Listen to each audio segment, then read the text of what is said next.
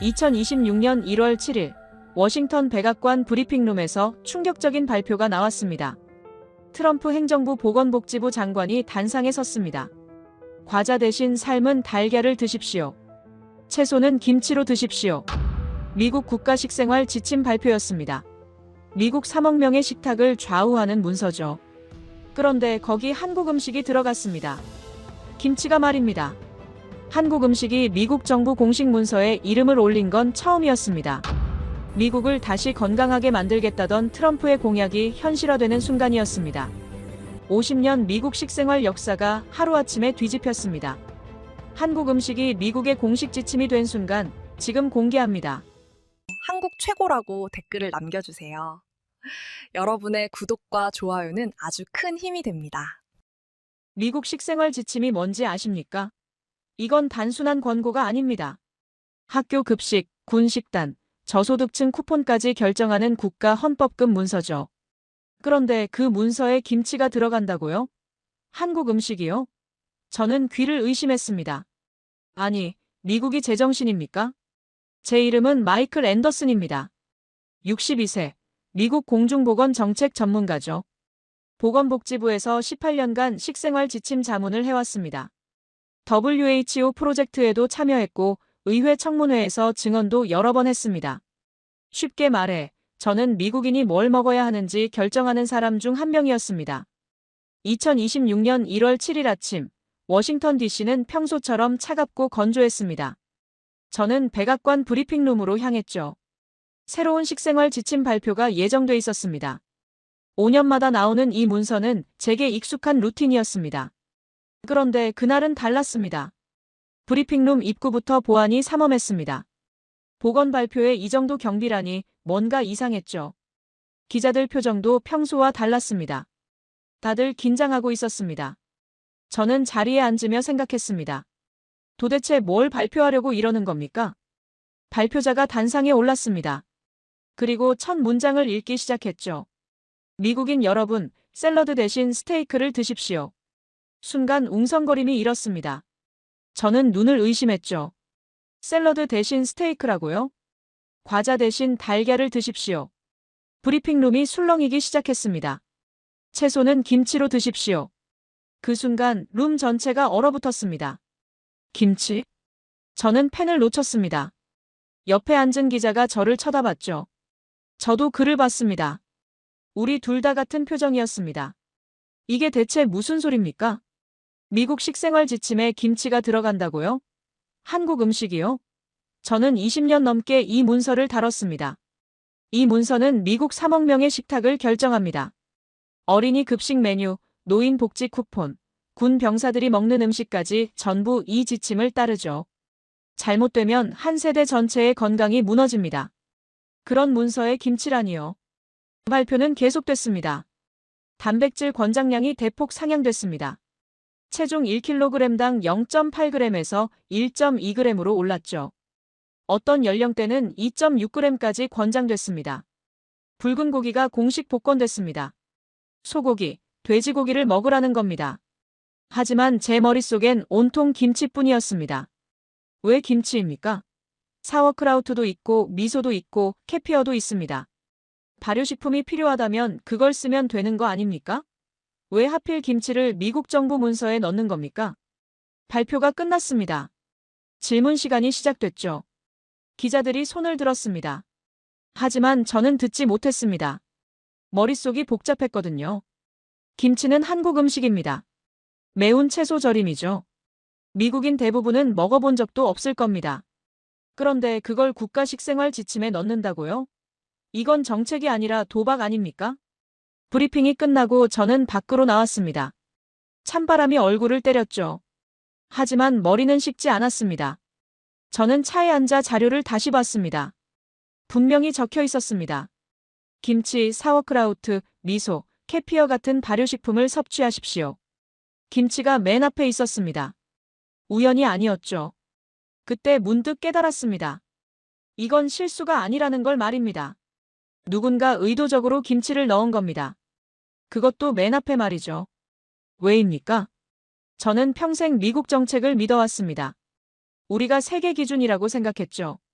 그런데 지금 우리가 한국 음식 이름을 공식 문서에 넣고 있습니다. 이게 대체 무슨 의미입니까?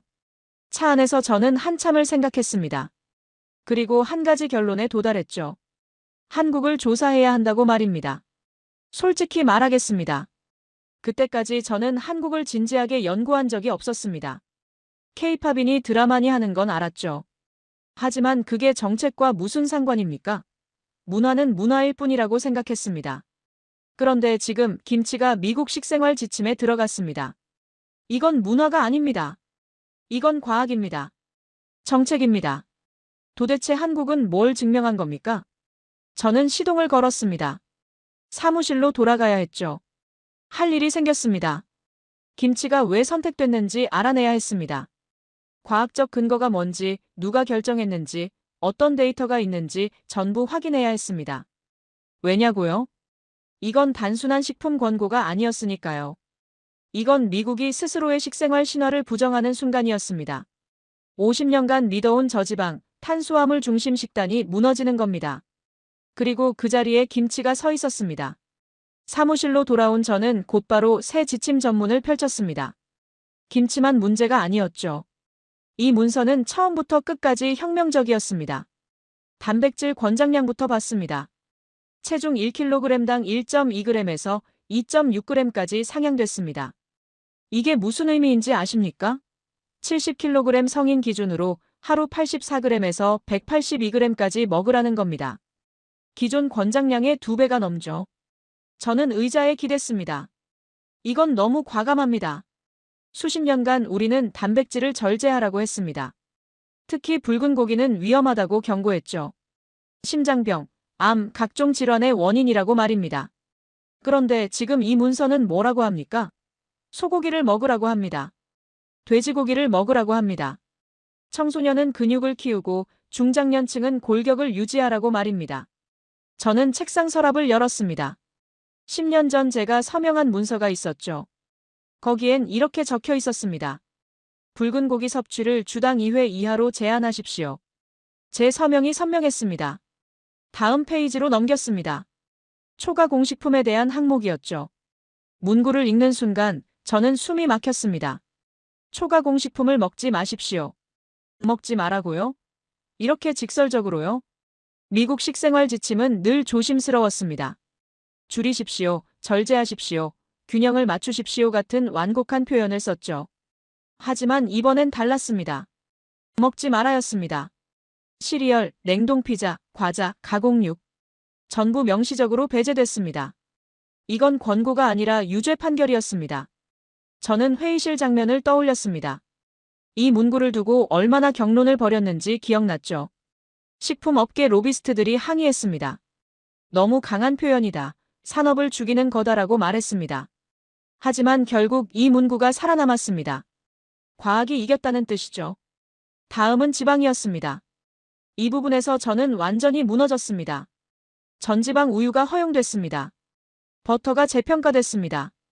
심지어 우지, 돼지기름 같은 동물성 지방이 식물성 기름보다 더 긍정적으로 서술됐습니다. 저는 화면을 멍하니 바라봤습니다. 50년입니다. 50년간 미국은 저지방을 외쳤습니다. 탈지유를 마시고 마가린을 바르고 식물성 기름을 쓰라고 했죠. 그게 건강한 삶이라고 믿었습니다. 저도 그렇게 믿었습니다. 아니, 믿었다고 생각했습니다. 하지만 지금 이 문서는 뭐라고 합니까? 50년을 부정하고 있습니다. 우리가 틀렸다고 말하고 있습니다. 저는 책상에 엎드렸습니다. 머릿속이 복잡했죠. 저는 이 정책의 일부였습니다. 저지방을 옹호했고 탄수화물 중심 식단을 지지했습니다. 의회에서 증언했고 학회에서 발표했습니다. 이게 과학이라고 말했죠. 그런데 그게 틀렸다고요? 통계가 떠올랐습니다. 지난 50년간 미국 비만율은 13%에서 42%로 올랐습니다. 당뇨병 환자는 3배 증가했죠. 우리는 저지방을 외쳤지만 사람들은 더 뚱뚱해졌습니다. 왜입니까? 답은 간단했습니다. 지방을 빼니까 탄수화물을 채웠던 겁니다. 설탕, 밀가루, 각종 첨가물로 맛을 냈죠. 그게 바로 초과 공식품이었습니다. 우리는 편리함을 과학이라 불렀습니다. 산업을 건강이라 포장했습니다. 그 대가를 수백만 명이 치렀습니다. 저는 고개를 들었습니다. 창밖을 봤죠. 워싱턴의 겨울 하늘은 회색이었습니다. 그때 문득 한국이 떠올랐습니다. 한국 사람들은 뭘 먹습니까? 밥, 국, 반찬이죠. 고기도 먹고 생선도 먹고 채소도 먹습니다. 그리고 김치를 먹습니다. 지방도 있고 단백질도 있고 발효식품도 있습니다. 미국이 버린 요소들을 한국은 지켜왔습니다. 그들은 저지방 열풍에 휩쓸리지 않았습니다. 초가공식품을 기본 식단으로 삼지 않았습니다. 전통을 지켰죠. 그리고 결과는 어떻습니까? 한국의 비만율은 5% 수준입니다. 평균 수명은 세계 최상위권이죠. 노인들이 건강합니다. 저는 책상을 쳤습니다. 우리가 틀렸고 그들이 옳았다는 겁니까? 아니, 그들이 옳았다는 게 아닙니다. 그들은 그냥 당연한 걸 했을 뿐입니다. 우리가 이상한 길로 간 겁니다. 저는 다시 문서를 펼쳤습니다. 김치 부분을 찾았죠. 김치, 사워크라우트, 미소, 캐피어 같은 발효식품을 섭취하십시오. 이제 조금 이해가 됐습니다. 김치는 단순한 반찬이 아니었습니다.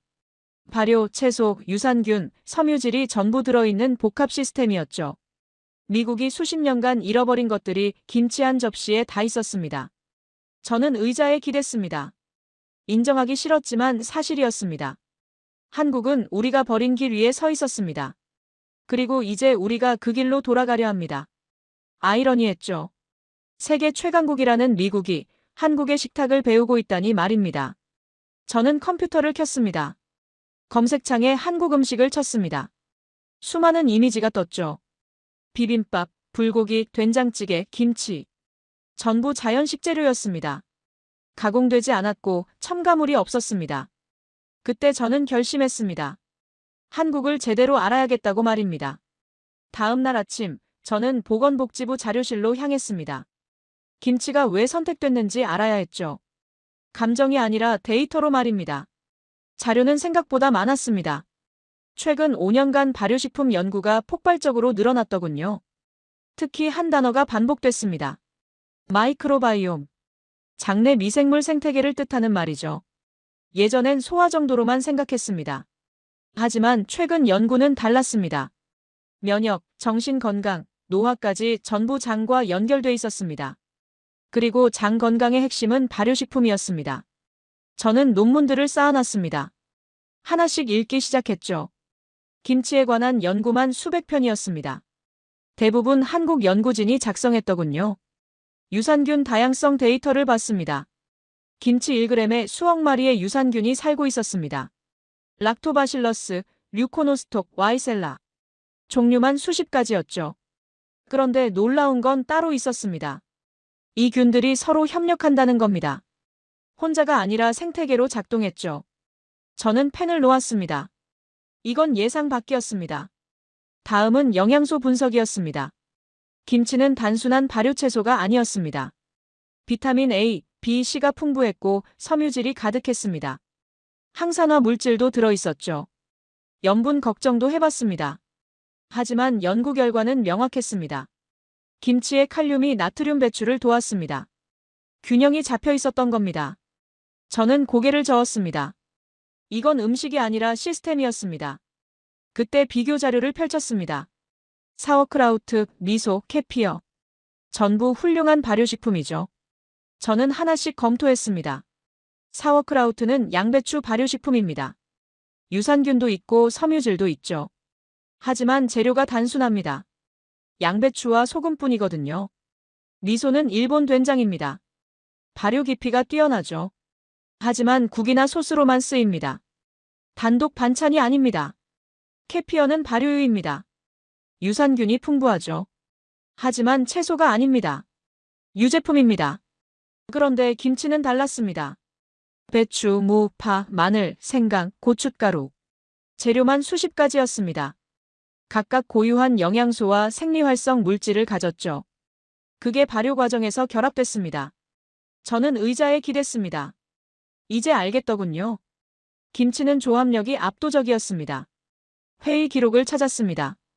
지침 문구를 결정하던 날이었죠. 발효식품 항목을 논의할 때였습니다. 누군가 물었습니다. 대표 사례를 쓰자면 뭐가 좋습니까? 침묵이 흘렀습니다.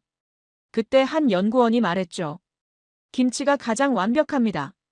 반론이 없었습니다. 데이터가 말해주고 있었으니까요. 다음 논쟁은 명칭이었습니다. 누군가 제안했죠. 그냥 발효채소라고 쓰면 안 됩니까? 저도 그렇게 생각했습니다. 일반명이 편하죠. 논란도 없고요. 하지만 다른 의견이 나왔습니다. 김치는 일반명이 아닙니다. 고유명사입니다. 맞는 말이었습니다. 사워크라우트는 독일어 그대로 썼습니다. 미소는 일본어 그대로 썼죠. 캐피어도 마찬가지였습니다. 그럼 김치는요? 당연히 김치로 써야 했습니다. 투표는 필요 없었습니다. 만장일치였죠. 그날 저는 깨달았습니다.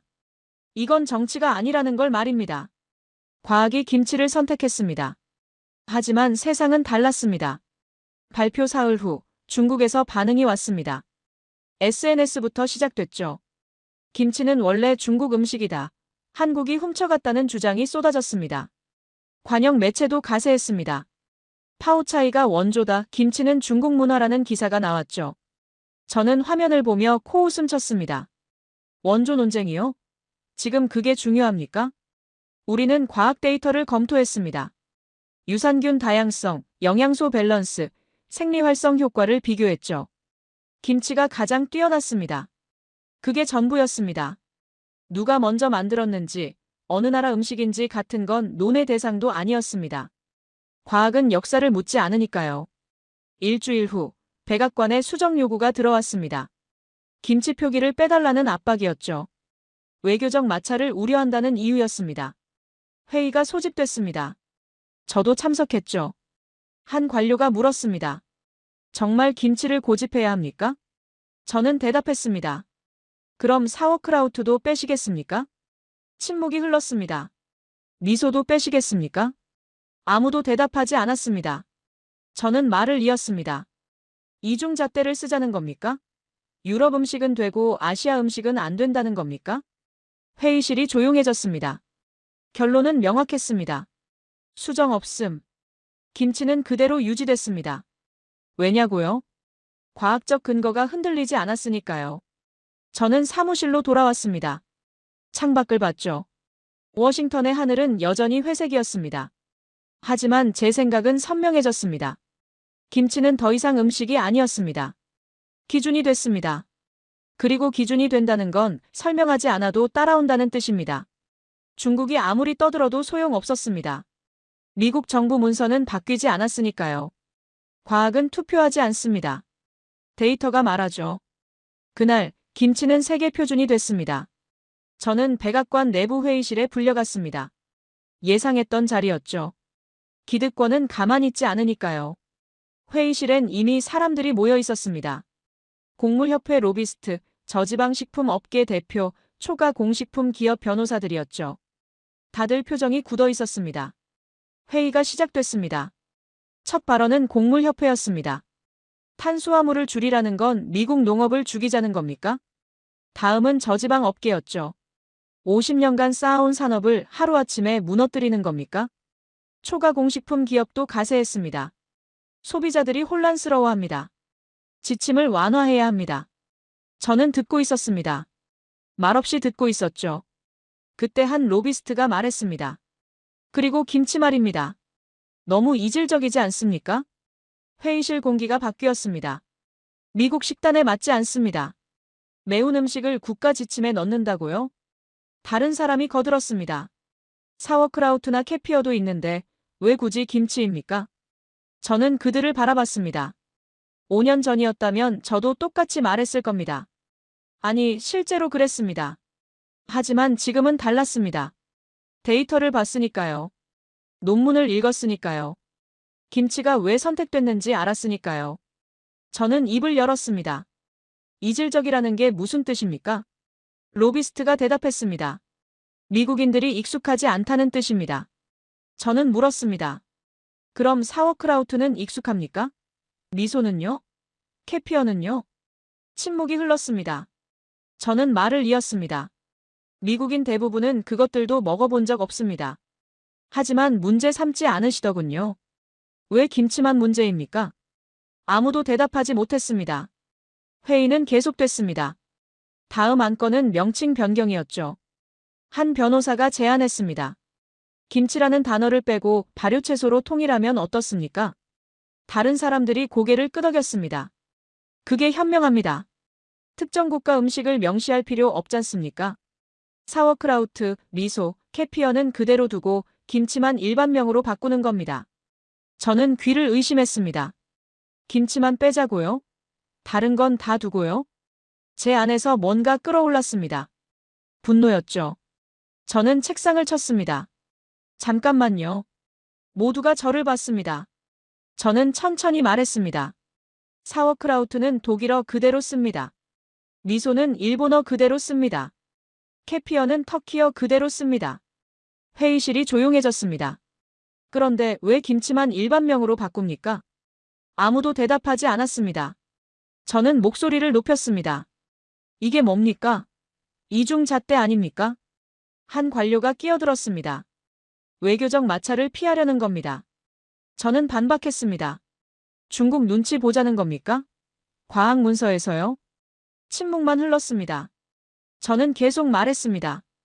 우리는 데이터를 검토했습니다. 김치가 가장 우수했습니다. 유산균 다양성, 영양소 밸런스, 생리활성 효과 전부 말입니다. 그래서 김치를 썼습니다. 과학적 이유로 말입니다. 이제 와서 정치적 이유로 빼자고요? 그게 말이 됩니까? 회의실은 얼어붙었습니다. 로비스트 한 명이 말했습니다. 하지만 한국은 작은 나라 아닙니까? 굳이 그들을 배려할 필요가. 저는 그의 말을 끊었습니다. 배려가 아닙니다. 과학입니다. 김치를 쓴 건 한국을 도우려는 게 아닙니다. 미국인의 건강을 위해서입니다. 그걸 이해 못하시겠습니까? 더 이상 반론이 없었습니다. 회의는 흐지부지 끝났습니다. 결론은 나지 않았죠. 하지만 저는 알았습니다. 이들은 포기하지 않을 거라고 말입니다. 사무실로 돌아온 저는 피곤했습니다. 싸움이 지겹더군요. 그런데 이상했습니다. 한국은 아무 말도 하지 않았습니다. 한국 정부에서 로비한 적 없습니다. 언론에서 항의한 적도 없죠. 기업들도 조용했습니다. 그냥 침묵이었습니다. 저는 그게 이해가 안 됐습니다. 자기 나라 음식이 미국 정부 문서에 들어갔는데 왜 아무 말도 안 합니까? 며칠 후 한국 대사관 관계자를 우연히 만났습니다. 저는 물었습니다. 왜 아무 말도 안 하십니까? 김치가 미국 지침에 들어갔는데요. 그는 웃으며 말했습니다. 할 말이 없어서요. 사실이니까요. 저는 멍했습니다. 사실이라고요? 네. 김치가 좋은 음식이라는 건 사실입니다. 그걸 미국이 인정했을 뿐이죠. 그게 로비로 된 겁니까? 아니잖습니까? 과학으로 된 겁니다. 그럼 우리가 뭘 더 말합니까? 저는 할 말을 잃었습니다. 그가 덧붙였습니다. 설명이 필요하면 약한 겁니다. 김치는 설명이 필요 없습니다. 그 말이 계속 맴돌았습니다.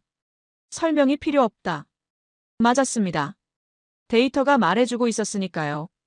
연구가 증명하고 있었으니까요. 한국은 떠들 필요가 없었습니다. 그날 밤 저는 혼자 생각했습니다. 김치는 이제 상징이 되어버렸습니다. 음식이 아니라 기준점이었죠. 그리고 그 중심에 한국이 있었습니다. 로비하지 않고 주장하지 않고 설명하지 않는 한국이요. 그게 오히려 더 강했습니다. 저는 창밖을 봤습니다. 워싱턴의 밤은 고요했습니다. 그날 저는 깨달았습니다. 한국 편에 선 건 제가 아니라 과학이었다는 걸 말입니다. 저는 그저 과학을 따랐을 뿐입니다. 발표 이틀 후인 1월 9일, 저는 사무실을 나와 거리를 걸었습니다. 워싱턴 시내 한복판이었죠. 점심시간이었습니다. 한 식당 앞을 지나가는데 줄이 서 있었습니다. 평일 낮인데도 말이죠. 저는 멈춰 섰습니다. 간판을 봤습니다. 한국식 고기구이와 비빔밥 전문점이었죠. 줄을 선 사람들을 관찰했습니다. 백인, 흑인, 히스패닉 전부 섞여 있었습니다.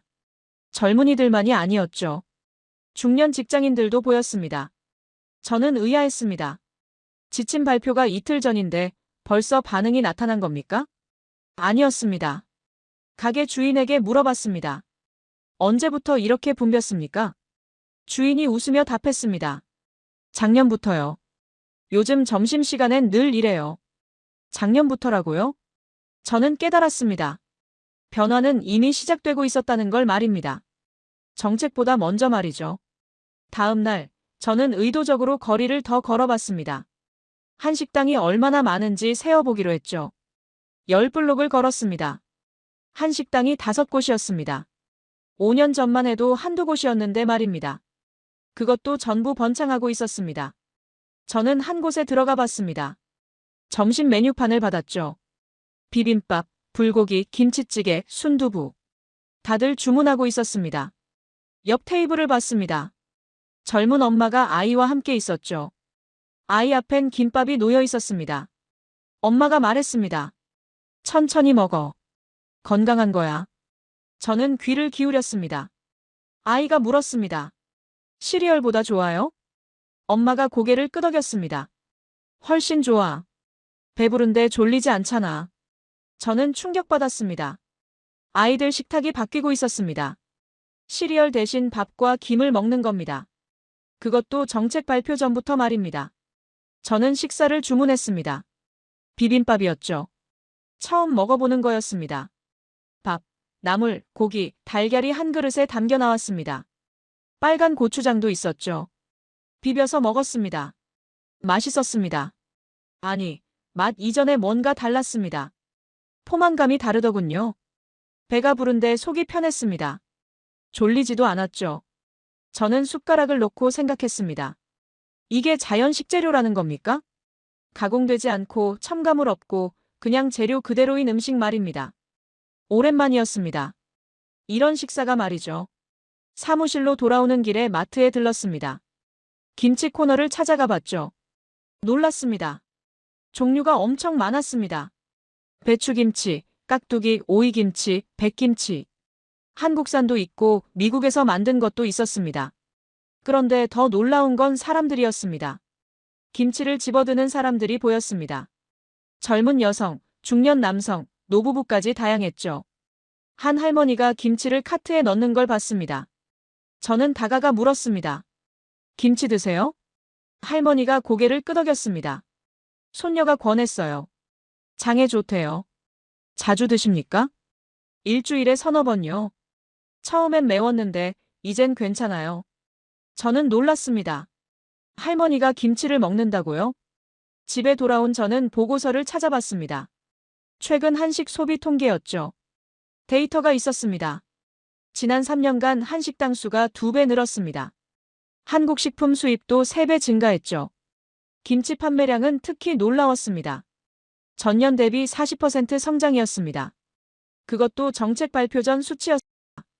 저는 의자에 기댔습니다. 정책은 늘 늦습니다. 식탁은 이미 답을 알고 있었습니다. 다음 날 보건복지부에서 긴급회의가 열렸습니다. 지침 발표 후 여론조사 결과가 나왔다는 겁니다. 자료를 펼쳤습니다. 찬성 62%, 반대 18%, 유보 20%였습니다. 생각보다 높았습니다. 세부 항목을 봤습니다. 단백질 증가 찬성 70%, 초과 공식품 배제 찬성 68%, 지방 재평가 찬성 55%, 그리고 김치 포함은 58% 찬성이었습니다. 저는 놀랐습니다. 절반이 넘는다고요? 댓글을 읽어봤습니다. 이미 먹고 있었는데 이제 공식 인정받은 거네요. 아이들한테 김치 먹이고 있어요. 효과 좋아요. 장 트러블이 줄었어요. 김치 덕분인 것 같아요. 저는 화면을 멍하니 봤습니다. 사람들은 이미 알고 있었습니다. 체감하고 있었습니다. 김치가 좋다는 걸 말입니다. 저는 개인적으로 실험을 해보기로 했습니다. 집에서 김치를 먹기 시작했죠. 하루 한 끼씩이었습니다. 처음엔 매웠습니다. 하지만 익숙해졌습니다. 사흘째 되던 날 변화를 느꼈습니다. 소화가 편해졌습니다. 아침에 일어날 때 속이 가볍더군요. 일주일째 더 분명해졌습니다. 배변이 규칙적이 됐습니다. 피곤함도 줄었죠. 저는 놀랐습니다. 이게 발효식품 효과입니까? 제 몸이 먼저 알아챘습니다. 보고서가 아니라 직접 체감한 겁니다. 1월 12일, 저는 동료와 점심을 먹었습니다. 한식당이었죠. 동료가 물었습니다. 요즘 한식 자주 드시네요? 저는 고개를 끄덕였습니다. 먹어보니까 좋더군요. 김치도 드세요? 매일 먹습니다. 동료가 웃었습니다. 지침 만든 사람이 지침을 따르는군요. 저는 웃지 못했습니다. 지침을 따르는 게 아니었습니다. 제 몸이 원하는 걸 먹는 것뿐이었죠. 그날 저는 깨달았습니다. 김치는 조용히 미국에 스며들고 있었습니다. 정책 발표 전부터 말입니다. 사람들은 이미 선택하고 있었습니다. 아이들 식탁이 바뀌고 있었습니다. 할머니들도 먹고 있었습니다. 그리고 저 같은 회의론자도 먹고 있었습니다. 이건 유행이 아니었습니다. 생활 패턴이 바뀌고 있었던 겁니다. 외신이 움직이기 시작했습니다. 영국 일간지가 먼저였죠. 제목을 봤습니다. 미국 김치를 국가 식생활 지침에 포함. 프랑스 언론도 보도했습니다. 발효식품 혁명, 김치가 중심에. 캐나다, 호주, 독일까지 줄줄이 기사가 나왔습니다. 저는 놀랐습니다. 이 반응 속도는 예상 밖이었죠. 1월 9일 캐나다 보건당국에서 연락이 왔습니다. 미국 지침 자료를 검토하고 싶다. 특히 발효식품 항목을 말입니다. 저는 자료를 보냈습니다. 같은 날 호주에서도 연락이 왔습니다. 우리도 검토 착수했습니다. 김치 관련 연구 데이터를 공유해 주십시오. 저는 멈춰섰습니다. 이게 뭡니까? 벌써 따라오는 겁니까? 1월 10일 국제영양학회에서 메일이 왔습니다. 다음 학회에서 김치 세션을 만들고 싶습니다. 발표 가능하십니까? 저는 화면을 멍하니 봤습니다. 김치 세션이라고요? 단독으로요? 3년 전만 해도 김치는 학회에서 언급조차 안 됐습니다. 이제 세션을 만든다고요? 1월 11일 산업계가 움직였습니다. 대형 마트 체인에서 연락이 왔죠. 김치 코너를 확장하려 합니다. 한국산 김치 수입 물량을 늘릴 겁니다. 식품 유통업체도 연락했습니다. 미국 내 김치 생산 시설을 검토 중입니다. 컨설팅 가능하십니까? 저는 놀랐습니다. 이건 빠릅니다. 너무 빠릅니다. 그날 오후 저는 동료와 얘기했습니다. 이 반응 속도가 정상입니까? 동료가 웃었습니다. 정상 아닙니다. 폭발적이죠. 왜 이렇게 빠릅니까? 동료가 답했습니다. 미국이 움직였으니까요. 미국 식생활 지침은 세계 기준입니다. 미국이 쓰면 다들 따라옵니다. 저는 침묵했습니다. 맞았습니다. 우리는 단지 지침을 쓴 게 아니었습니다. 기준선을 옮긴 겁니다. 1월 12일 저는 슈퍼마켓에 다시 가봤습니다. 김치 코너가 확장돼 있었습니다. 사흘 만에 말이죠. 진열대 크기가 2배가 됐습니다. 종류도 늘었습니다. 그리고 분류 표시가 바뀌어 있었습니다. 예전엔 아시아 식품이었습니다. 이젠 한국 김치였습니다. 저는 표지판을 멍하니 봤습니다. 발효채소가 아니라 한국 김치라고 적혀 있었습니다. 산업이 선택한 겁니다. 정부보다 빠르게 말이죠. 직원에게 물었습니다. 언제 바뀌었습니까? 어제요. 본사 지시였어요. 왜 바꿨습니까? 직원이 답했습니다. 손님들이 김치를 찾으니까요. 발효채소라고 하면 못 찾아요. 저는 고개를 끄덕였습니다. 시장이 답을 알고 있었습니다. 그날 저녁 저는 보고서를 작성했습니다. 지침 발표 후 6일간의 반응 정리였죠. 국제 언론 보도 27개국, 외국 보건당국 문의 9개국, 산업계 움직임 대형마트 3곳, 식품업체 5곳, 학회 세션 요청 이건. 저는 숫자를 보며 생각했습니다. 6일입니다. 겨우 6일 만에 이 정도라고요? 저는 깨달았습니다. 우리는 문서를 썼지만 세계는 방향을 읽었습니다. 김치는 더 이상 비교 대상이 아니었습니다. 기준이 됐습니다. 그리고 기준이 된다는 건 설명하지 않아도 따라온다는 뜻입니다. 1월 13일 오늘 아침 저는 회의에 참석했습니다. 한 관료가 물었습니다. 국제 반응이 예상보다 큽니다. 예측하셨습니까?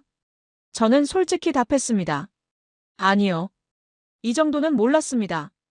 왜 이렇게 빠른 겁니까? 저는 잠시 생각했습니다. 그리고 답했습니다. 미국이 기준을 바꿨으니까요. 세계는 미국을 봅니다. 미국이 김치를 택하면 세계도 김치를 봅니다.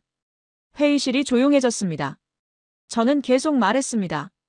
그리고 한국은 그 중심에 있습니다. 로비하지 않았고 주장하지 않았고 설명하지도 않았습니다. 하지만 세계는 한국을 보기 시작했습니다. 한 관료가 물었습니다. 그게 좋은 겁니까? 저는 고개를 끄덕였습니다. 과학적으로는 당연히 좋습니다. 정치적으로는 모르겠습니다. 하지만 그건 제 영역이 아닙니다. 회의가 끝났습니다. 저는 사무실로 돌아왔습니다. 창밖을 봤죠. 워싱턴의 하늘은 청명했습니다. 저는 생각했습니다. 6일 만에 세계가 움직였습니다. 언론이, 당국이, 산업이, 학회가 전부 김치를 보고 있습니다. 이건 유행이 아닙니다. 표준이 옮겨지는 겁니다. 그리고 그 표준의 이름은 김치입니다. 한국은 중심에 서 있었습니다. 스스로 주장하지 않았지만 세계가 먼저 알아봤습니다. 과학이 증명했고 미국이 인정했고 세계가 따라왔습니다.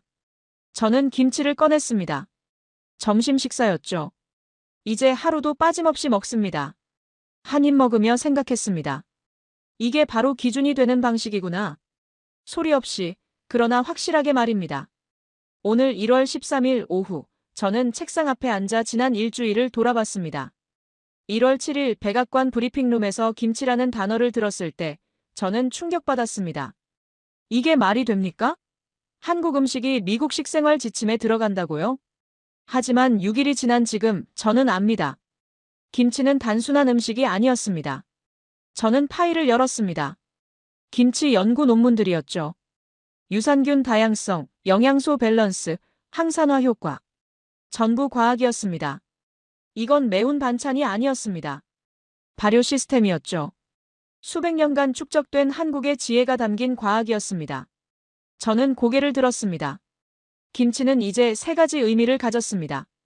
첫째, 건강식품입니다. 장 건강의 핵심이죠. 둘째, 국가 신뢰의 증거입니다. 한국이 지켜온 전통이 과학으로 증명됐습니다. 셋째, 세계 기준입니다. 미국이 선택했고 세계가 따라옵니다. 창밖을 봤습니다. 워싱턴은 고요했습니다. 하지만 제 안은 떠들썩했죠. 생각이 많았습니다. 중국은 여전히 항의하고 있습니다. 김치가 원래 중국 거라고 주장하죠. 하지만 그게 뭐가 중요합니까? 표준이 정해지면 소음은 배경이 될 뿐입니다. 미국 정부 문서는 바뀌지 않았습니다. 캐나다도 호주도 검토하고 있습니다. 국제학회는 김치 세션을 만듭니다. 마트는 김치 코너를 확장합니다. 세계는 이미 선택했습니다. 중국의 주장은 그저 소음일 뿐입니다. 저는 웃었습니다. 쓸쓸하게 말이죠. 과학은 참 공정합니다. 국적을 묻지 않고 역사를 따지지 않습니다. 데이터만 봅니다. 그게 전부죠. 그리고 데이터는 김치를 가리켰습니다. 저는 지난 6일간의 기록을 정리했습니다. 국제 언론 보도, 외국 당국 문의, 산업계 움직임, 학회 요청. 전부 김치 중심이었습니다. 이건 음식 유행이 아니었습니다. 문화를 넘어선 겁니다. 이제 건강 시스템입니다. K-팝, 드라마 다음 단계입니다. K-컬처를 넘어 K-헬스였습니다. 생활 방식 자체가 수출되는 단계였죠. 그리고 김치는 시작일 뿐이었습니다. 저는 의자에 기댔습니다. 한국은 참 이상한 나라입니다. 로비하지 않습니다.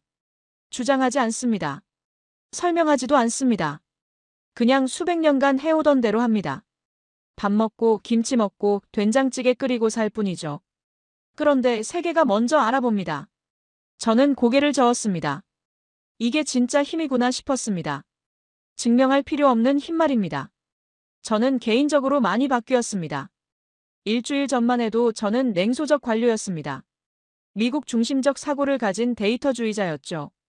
한국은 제 관심 밖이었습니다. 하지만 지금은 다릅니다. 저는 매일 김치를 먹습니다. 한 식당에 갑니다. 한국 연구 논문을 읽습니다.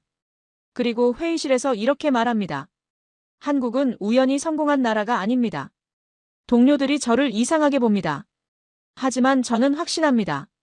한국은 우리가 버린 길을 지켰습니다. 자연 식재료, 발효 전통, 균형 잡힌 식단을 말이죠. 우리가 초가 공식품으로 달려갈 때 한국은 김치를 담갔습니다. 우리가 저지방을 외칠 때 한국은 된장찌개를 끓였습니다. 그리고 지금 우리가 돌아가려는 그 길에 한국이 서 있습니다. 저는 1월 7일 아침을 떠올렸습니다. 백악관 브리핑룸, 긴장된 공기, 그리고 그 한 단어. 김치. 그때는 몰랐습니다. 그게 무슨 의미인지 말이죠. 하지만 이제 압니다. 그건 선언이었습니다. 미국이 스스로의 오류를 인정하고 새로운 기준을 세우는 순간이었습니다. 그리고 그 기준의 이름은 김치였습니다. 한국 음식이었습니다. 저는 펜을 들었습니다. 보고서를 마무리해야 했죠. 마지막 문장을 썼습니다. 김치는 설명이 필요 없는 단계로 올라갔다. 표준이 되면 싸울 필요가 없다. 한국은 문화를 팔기 전에 삶을 증명했다. 나는 그 증인의 한 사람이다. 저는 펜을 놓았습니다. 이게 제가 본 진실입니다. 미국 공중보건 전문가로서 62년을 살았습니다. 그중 20년을 식생활 정책에 썼죠. 그리고 2026년 1월, 저는 역사적 순간을 목격했습니다. 김치가 미국 국가 지침에 들어간 순간 말입니다. 저는 창밖을 봤습니다. 워싱턴에 해가 지고 있었습니다. 하지만 어딘가에선 해가 뜨고 있을 겁니다. 한국에서 말이죠. 그들은 오늘도 김치를 담글 겁니다. 수백 년 전처럼 당연하게 말입니다. 그리고 세계는 그걸 배울 겁니다. 조용히, 그러나 확실하게 말입니다. 저는 컴퓨터를 껐습니다. 집에 가서 저녁을 먹어야 했습니다. 물론 김치와 함께 말이죠. 이제 저는 압니다. 기준이 바뀌었다는 걸 말입니다. 그리고 한국이 그 중심에 있다는 걸 말입니다. 나는 그 증인입니다.